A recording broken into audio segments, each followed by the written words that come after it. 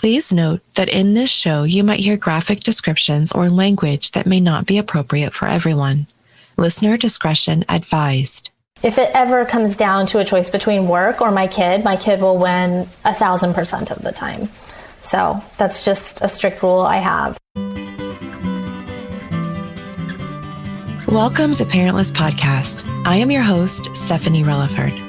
On this show, we're going to be speaking with others who have experienced the loss of one or both of their parents or parental figures. As we heard in episode 12 with Louisa Velarde, being parentless is like an island, and I don't know how to swim.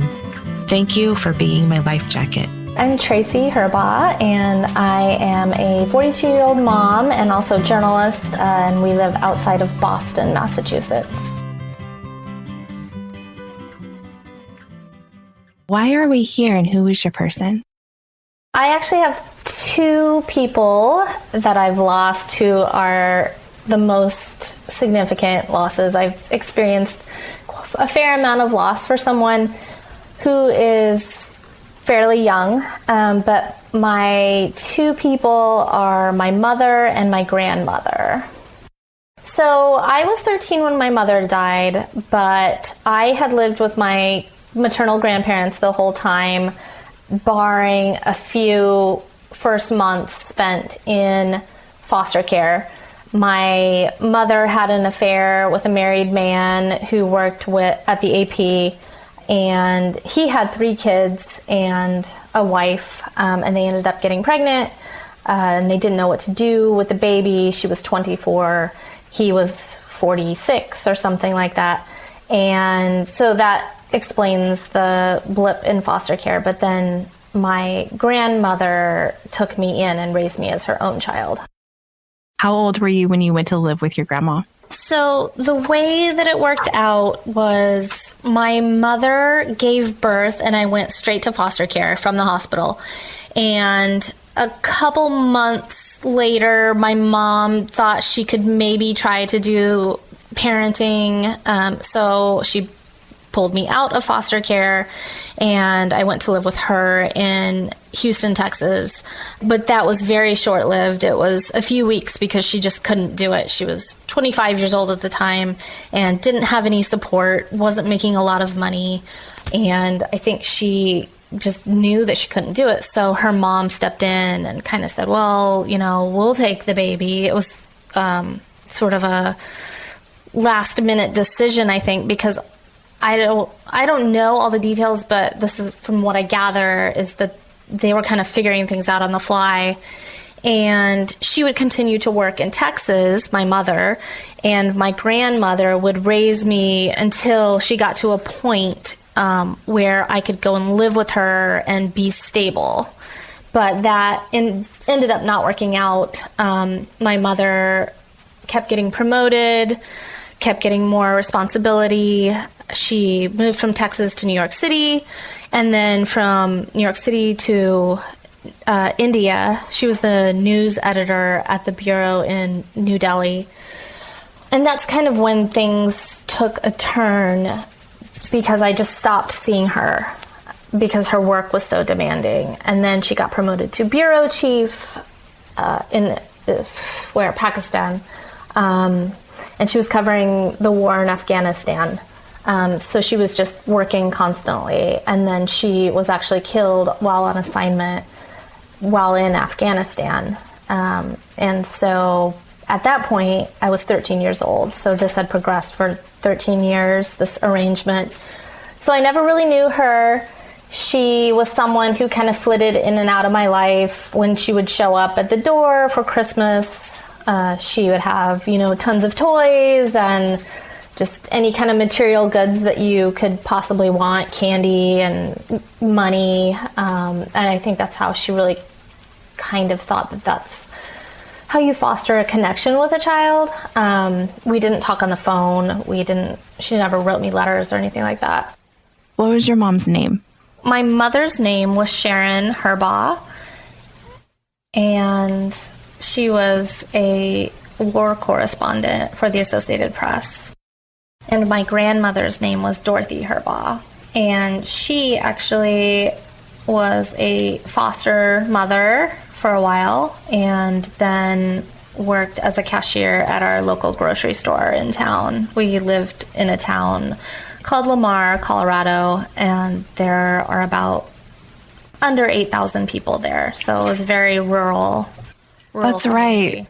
right. Okay. Well, now I have to break in. I've totally been to Lamar. You have? Yes, I grew up in Southwest Kansas in Garden City. Oh my gosh. And we would go over there. People from Lamar would go over to Garden City if they wanted to go shopping or maybe go to a restaurant and whatnot. So it was the big city. So you've been there? I don't remember it, but yes, Yeah. I've definitely been there. Aw, that's awesome. You mentioned that your mom kind of flitted in and out and she would show up at the door with all these things. And you're a journalist and she was a journalist. So you have this similar work path, although I'm sure it's quite different. With your mom having that job and being very busy and kind of not coming around very much, how does that kind of translate now into how you are as a mom and having a similar type job? So I think for me, I would have just never done what she did. I'm not one to even, go on roller coasters. I don't like the adrenaline rush by any stretch of the imagination. But work-life balance is extremely important to me. I had a news job at the Providence Journal a few years ago, and I was working until I had the night shift, and this was something that they didn't tell me until after I was hired, that I would be put on the night shift and I would be working weekends. And I kind of did it for a few months, and I had a 2-year-old at that point, and I would wake up, get him ready, and just drop him off at daycare and then go to work. And I wouldn't see him until the next morning when I would wake up, get him ready, and drop him off at daycare. And after a while, it just did not work. It was eating me from the inside out, just that I was not seeing him. And it's not even so much that I felt terrible for him, even though I think that, a 2-year-old should have their mother available. He had his father with him at all times. Mark worked a regular 9-to-5 job, but after that, he was there with Oliver. But it was more eating me. I wanted to be around my child, and it just really, I would get in the shower every morning and cry. And so it really was not working out. I did like the job. I liked the people I worked with.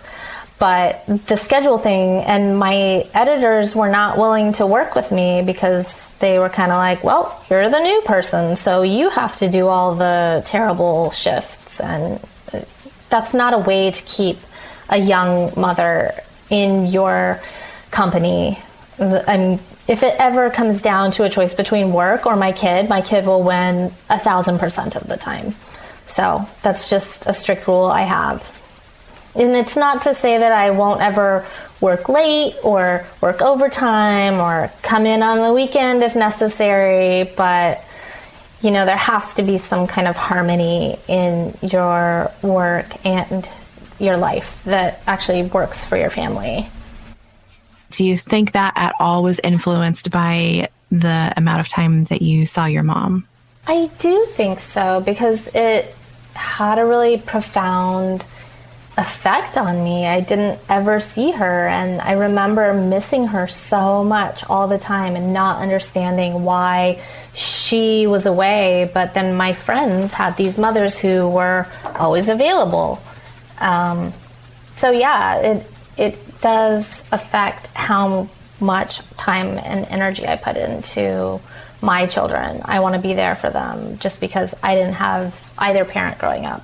And my grandparents, they had raised 2 kids by that point.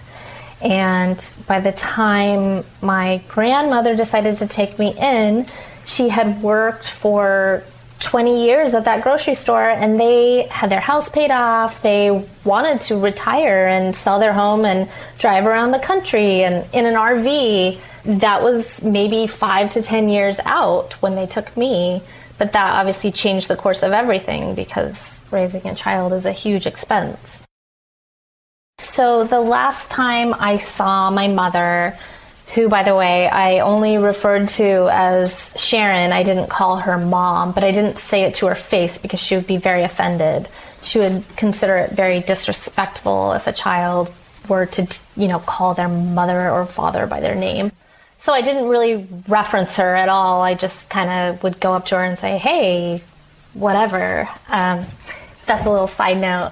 So the last time I saw her, she was in town from India. She was here on something called home leave, which is what the Associated Press gives their foreign correspondents an extended period of time to come home, relax, see their family, just be at home and kind of rest because the job is so demanding.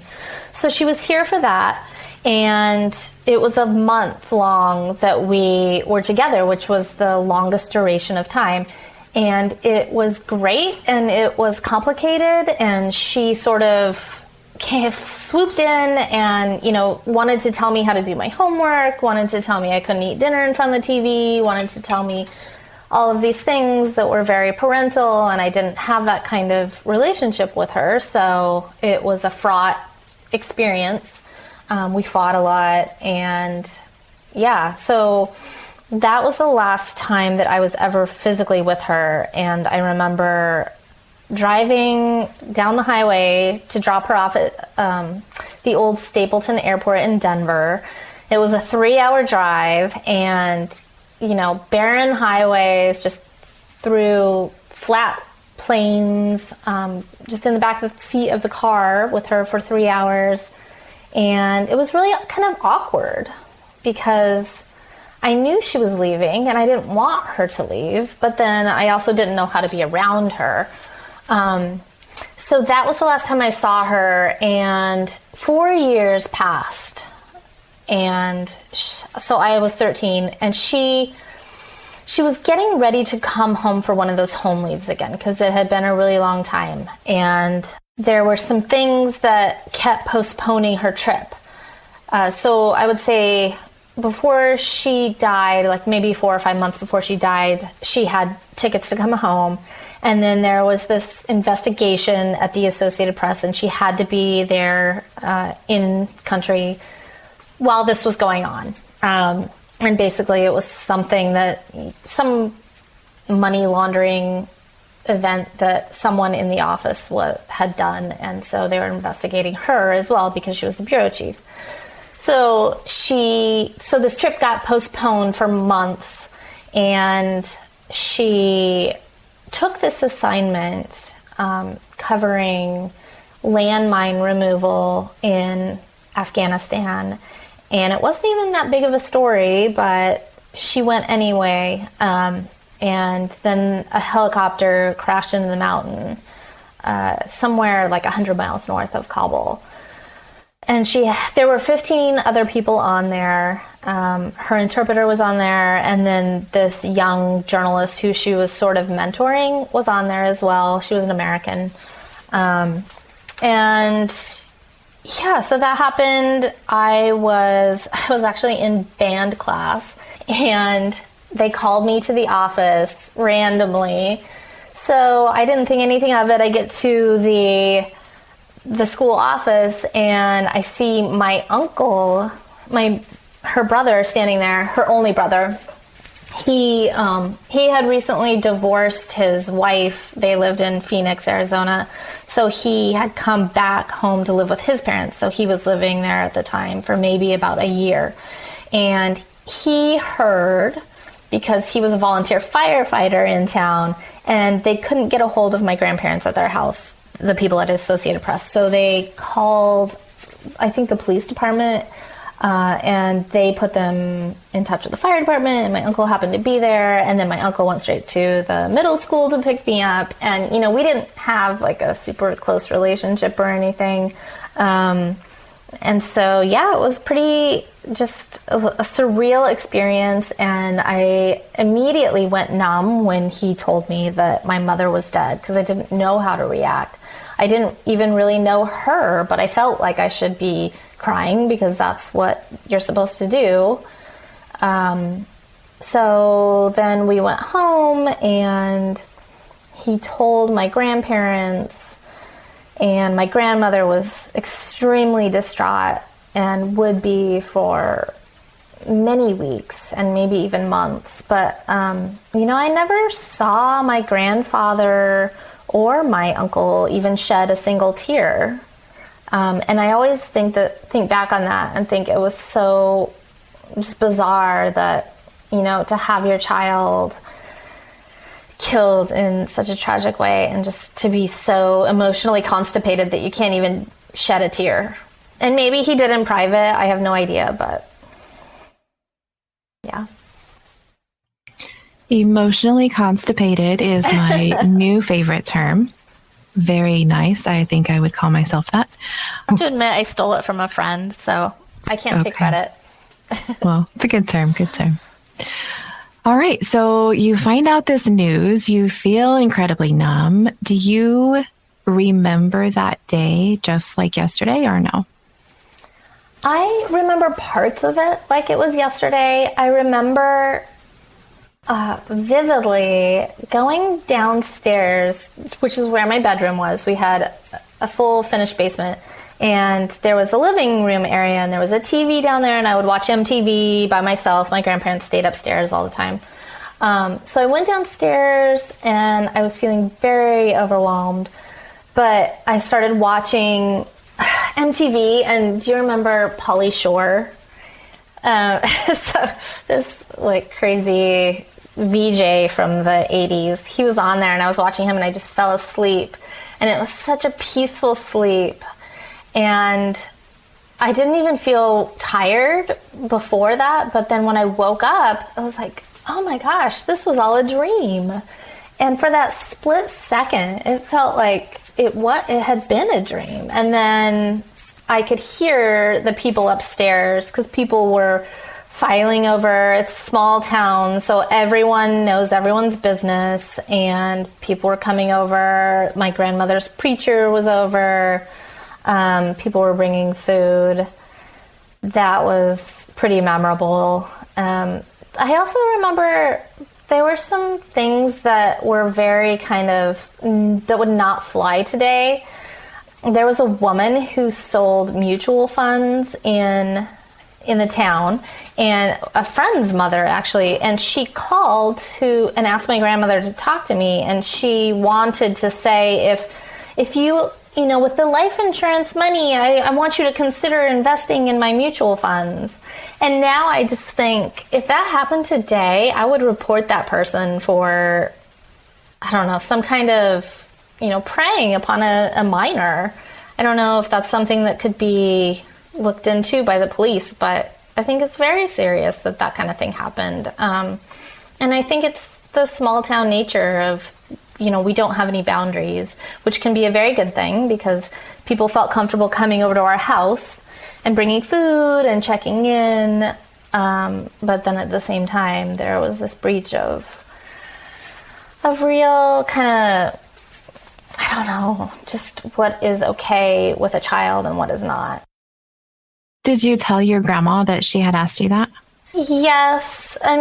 So I think she called and talked to my grandmother about it at first, and then my grandmother put her on the phone with me. So my grandmother wasn't extremely savvy when it came to money and just kind of people and relationships and whatnot.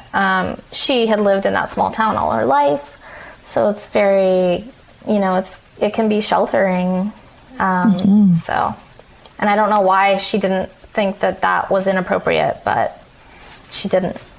Mm-hmm. Or at least she didn't say that she thought it was, okay, but just the act of her giving me the phone was not okay. Very much not okay. If someone did that to my kid, I would be irate. Right. Yeah. Times are so different.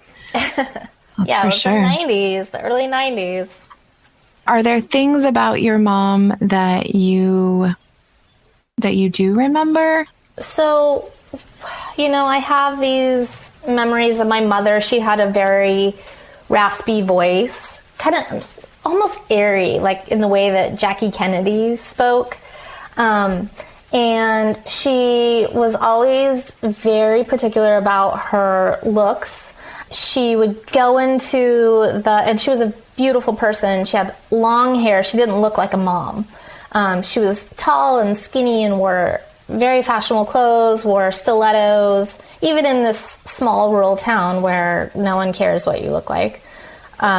She would dress up. She would go, anytime she was staying with us, she would lock herself in the bathroom for an hour and put on makeup. And it was this heavy, heavy makeup that I just thought was so weird because my grandmother didn't wear makeup like that. And my friends' moms didn't wear makeup like that. But she was always kind of like ready to go to a party or something, it seemed.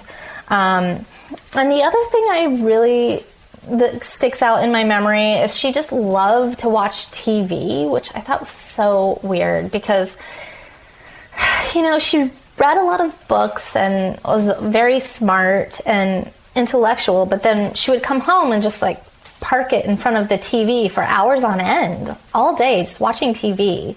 I don't know if it was her way of unwinding or if it was because she was bored in town. She just watched TV all the time. So your grandma raised you, essentially. Would you call her more your mother figure? Yes, I would. She was kind of the person there every day. She cooked meals and made sure I had, clothes and whatnot. But there wasn't a lot of parenting in the same way we do it today. I kind of had to parent myself growing up. She didn't really give a lot of advice or, I wasn't taught about money or anything. Like I remember learning about sex from my next door neighbor, and it's just funny because they didn't teach their kids about this, but like her daughter ended up getting pregnant probably because she didn't know anything about sex. The man, however, had 3 kids, so you would think that he would know firsthand the ramifications of not using birth control. I'll digress on that. But I didn't learn any of those kind of life lessons from her. And kind of going to college, my high school principal was the reason I went to college. He took me up to college to see. He made sure my application was filled out. Any kind of thing that you would think of, or at least as a parent, any kind of thing you would think of as a responsibility that you teach your kid, that was not there. They did give me a house and a stable place to grow up. I wasn't, passed between foster homes like a lot of kids. So that was helpful, especially having a lot of trauma in my childhood. You got some of that parenting there from your school. Yeah, for sure. And now these kids, kids today have access to so much. There are these camps where children who have lost a parent can go to these summer camps and meet other kids who have gone through the same thing. And I think that's really helpful. Part of what was so bad about growing up in Lamar was because I was so different from everyone else. I didn't have parents. I lived with, 2 old people.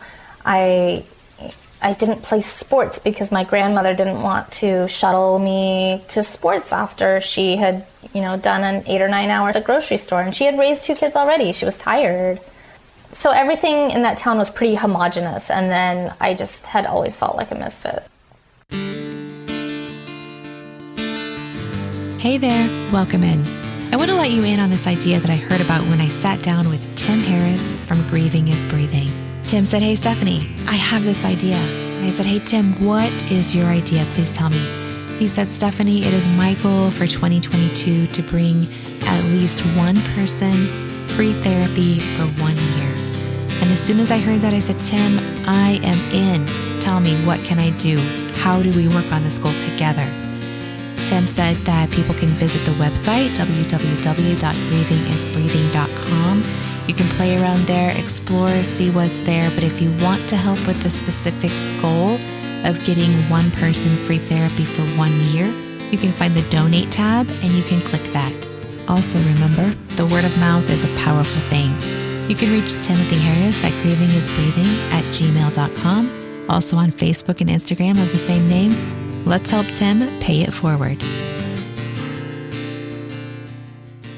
If you had a day with your grandma or your mom, what would you like to say to them if you could? So I think because of being a parent myself, I've gained a lot more empathy, especially for my mother and her decisions. I think they were bad decisions, but she also didn't have a lot of support, and it was a different time. And this man was, his name was Robert Kerr. He was a journalist at the Associated Press, and he worked with her. He could have ruined her starting out. And she would eventually eclipse him, as far as a career would go. But I can imagine how scared she was when she was first starting out, and he had been at that company for 30 years or whatever. But do I have any regrets? So yeah, I gained a lot of empathy for my mom after having a kid and just kind of seeing how hard it is to parent. And then after my grandmother died, I should start by saying there was a lot of anger that I had toward my grandmother and just my grandfather as well, just my whole family situation. I had always felt like I was found under a rock. And I didn't know anything about my father until I was 38, and I had taken this ancestry DNA test. So it sort of came out that she may or may not have, my grandmother may or may not have known more details about my father this whole time. And she knew how desperately I wanted to find out more information about him. I just wanted to learn who he was, or even find his name or anything, but I had nothing to go on. And so I was really kind of angry after that. But after she died, and this was in, I think it was like 2018, I did kind of reconcile all of that hurt about, being raised in this crappy town and not having a lot of the same experiences that my friends who I met at college had. And it's just like I've always had to work twice as hard as people I know just to get to where they are. And I always feel like there's a hill in front of me that I have to overcome before I can be on level playing ground with people because of the way that I grew up. But her death has kind of made me reconcile a lot of that. Because I know that she was, and I didn't get this before, but she was just tired, and she had raised 2 kids, and because of this scoundrel's actions, she was doing it again, and she had to pick up the pieces for her daughter and this old man, basically this old white man who couldn't keep his penis in his pants. I believe you told me that you were 42 and you found out about your father when you were 38. So that was just not that long ago. Do you want to talk about how you found out about him and what you found? Sure. So this was a problem, like, for the longest time. I mean, my college friends would say, let's write to Oprah and, tell her your story and maybe she'll help, because that's what you did. You'd write to these people that had power and maybe they would help you. But now, obviously, technology is such a helper. So I took this ancestry DNA test, and for 2 years, I was getting hits with the last name Kerr. But it was a huge family, and it's a super common name. So I was doing my investigation, trying to piece together any kind of lineage that I could. I met second and third cousins who didn't really know, who couldn't really give me any kind of direction because they didn't really keep in contact with their extended family or whatnot. But then one day, actually it was, so I had published this essay in the Washington Post, and it came out on a Friday, and it was about my mother and forgiving her. And that happened after I had a kid and kind of gained perspective. But then the next morning at 6 a.m., and my husband and I met up with my husband after this article came out because I was getting a lot of feedback and it was being shared online, and it had a really good response. So we were having drinks, right, that night. So we went to bed because I had a race that weekend in Vermont. And then I woke up, rolled over the next morning at 6 o'clock. I checked my phone, and there is a message from the little ancestry from my first cousin. And it says something like, I hope that we can connect. And I was like, oh my God, my first cousin. Obviously, I have a direct link to this man now. So It was the most surreal experience. It was almost sort of out of body. And, so here's the story. When I was coming home that Friday, I worked about 30 minutes away from my house. So I had to get on the highway, drive about 10 miles, 30 minutes. And there was this pigeon sitting in the road in the middle of the lane in the highway. And I was like, why is he not moving? And he just sat there. And I was like, I don't know what to do. There's like cars around me driving 50 miles an hour. I can't just stop. So I just ran right over him. But he didn't come out the back. So I was like, oh my God, that's so weird. Okay, so anyway, fast forward now, after I talked to my cousin on the phone, and we're like trying to figure this out, we smell this horrendous smell, and my husband's like, I don't know what is going on, and he flips open the hood of the car, and the bird is in there, and it's just like decomposing. So we get the bird out, and we're driving to Vermont, and I almost can't focus on anything else. I'm just like talking to this cousin, and he wouldn't really give me information, but he would sort of feed me little nuggets. And I was like, let me ask you something. Is your mom's last name Kerr? And he's like, it is. I'm like, okay. So she has one brother. I know that that her brother is my father. And so actually I talked to my aunt on the phone, and we figured out, yes, this is the man, because he worked in Denver at the AP with my mom. And I still hadn't made connection with him yet, but, I had established, like, she sent me a photo of him. For the first time, I'm seeing what my father looks like. Everyone's like, oh my God, you resemble him, this man. And I had 3 brothers. That was really exciting to me, even though they were in their 50s and late 50s. So I was feeling really excited about it all, and then ran the race, came home that Sunday, went to work on Monday, and my aunt asked me what I want to do. And I thought maybe, it would be good for her to kind of broach the topic, like, Emily took this test, and this is what came back. So she called him. And yeah, he knew about it all along. He knew about me the whole time. And it was a huge disappointment. It was just really bad.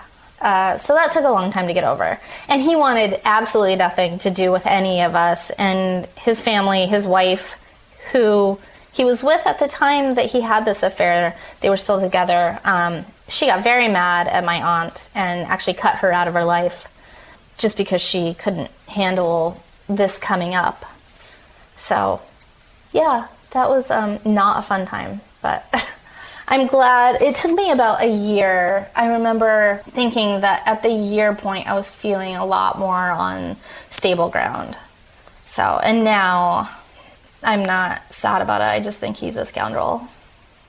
Did you have to relive the whole feeling of maybe grieving a dad a second time? So I think in that window of time that I figured out who he was up until I found out he had known about me this whole time. And keep in mind, my mother died in a very public way. It was covered by the world press. So her funeral was actually in the 9 o'clock or like the 9 o'clock news in Colorado, and it was in the AP newsletters and everything. So he knew that all of this was happening. And he knew that there was this little girl out there who doesn't have any parents. So in that window of time, that 3 days or whatever, I think it was like mind-blowing, because for the first time I'm like, oh my God, maybe I'm not an orphan. And I think deep down I was really kind of excited to actually know what it would feel like to have a parent. And then, yeah, I was just devastated after that. And it's not like I had this connection to him as a person, but it was more just like that feeling of like being so close and just to have it like fly away. The way that I am with my kids, it was not even conceivable in my mind that someone would actually do that. Because I remember there was some back and forth between my aunt and, their kids and me and my husband. And it's like, well, does he know? And I was adamant, like, no, he does not know. She kept it from him. I know she did. because I just did not believe that someone could know and turn their back. You know, being a parent, and I know how that is, and I would never, ever do that. And so I just could not understand it. And then when I found out it happened, that's like really what was so upsetting about it. That pain, it's still there. It still comes out occasionally. But, you know, it's a lot better than it was. Do you know if he's still alive? So he died fairly recently. He died in 2020. Yeah. And we found out through the Associated Press newsletter. And I actually called my aunt and said, hey, look what I just found out. And she didn't know. She hadn't known. So my grandmother was still alive when I found out. And she just hated his guts. And I could not understand why before, but, you know, it just makes so much sense now. And even after I learned of him and, you know, I was telling her about him, and she just hated his guts. She called him the sperm donor and the old man and just any kind of, and she had some strokes by that point, but she still was on top of, you know, her insults to Robert. So how old was your grandma when she passed away? She was 91. She broke her hip, I would say, in 2016. And since that, she had been in and out of the emergency room with some frequency. So it was like every few months she was in the emergency room, and this was it, even though she was still relatively healthy. But this time she went to the emergency room, and it just didn't get any better. And so, yeah, it was a huge shock, because I didn't really know how alone I would feel. What would you feel that some of your coping mechanisms are? How do you deal with this stuff? How do I deal? I think work is really helpful. It's a helpful distraction. And let's see, what else? I exercise. I spend time with family. Yeah, like the normal ways to cope. I read a lot of books on grief, and I've connected with a lot of people online. I go to a therapist too, and I think she's been hugely important, because I grew up in this town where there was not any therapists. You'd have to drive 3 hours to get to one, or 2 hours at least. So it wasn't convenient. And then I just grew up in a culture of like, well, why would you ever do that? I found a therapist who specializes in motherless mothers raising young children. And so I found her like randomly through a Facebook page. And she's been hugely beneficial. Just like, she's one of my favorite people on this planet. That's so cool. I haven't really thought that far, that there would be somebody specializing in that. I don't know why, because there's everything. Yeah. Everything available. She lost her mom when she was young, and she has 2 kids. So I think that was like very much her focus. But yeah, she's wonderful. And that's been helpful. Let's see, what else? I've read a lot of grief books. I think just there's so much on Instagram, so many, you know, motherless daughters or motherless moms, or all you have to do is search the hashtags or just even some keywords, and you'll find so many resources, people who want to bring a community together.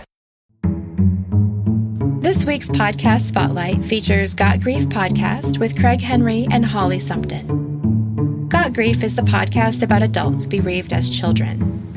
This is a specialized category that is incredibly deserving of the attention Craig and Holly are bringing to the subject, and one that hits home for me personally as well. Craig and Holly speak with a variety of guests on more than 45 episodes. One of those episodes features our very own Tracee, who you're hearing today. Her episode is called Tracee, and it's a must listen. So right here in a few minutes, head on over to find Craig and Holly. You can find Got Grief on Instagram at Got Grief Podcast, and you can listen on Apple Podcasts and Spotify. As always, please remember to rate, review, and follow, and tell your friends about Got Grief to help others find the show. Do you believe in signs, and have you ever had any signs? I'm a skeptic about that stuff. I'm not religious, and I have a hard time believing that there's any kind of life after death. But I think, if I did see one, I'd be super excited about it, because I think that would be like a really positive thing, and it would like give us a lot of hope that we would see our loved ones again, and so I'm open to it, and I think it would be really exciting. But yeah, I'm a skeptic. So Tracee, thank you so much for joining me. It's been a pleasure. Thank you, Steph. Appreciate your time. Parentless Podcast is recorded in Phoenix, Arizona. Find us on social media and most major podcast platforms. Music provided by Colin Lococo and the Revolving Birds. Studio and editing provided by Back Home Media and Ian Relaford. Check out one of the many shows on our network. I am your host, Stephanie Relaford.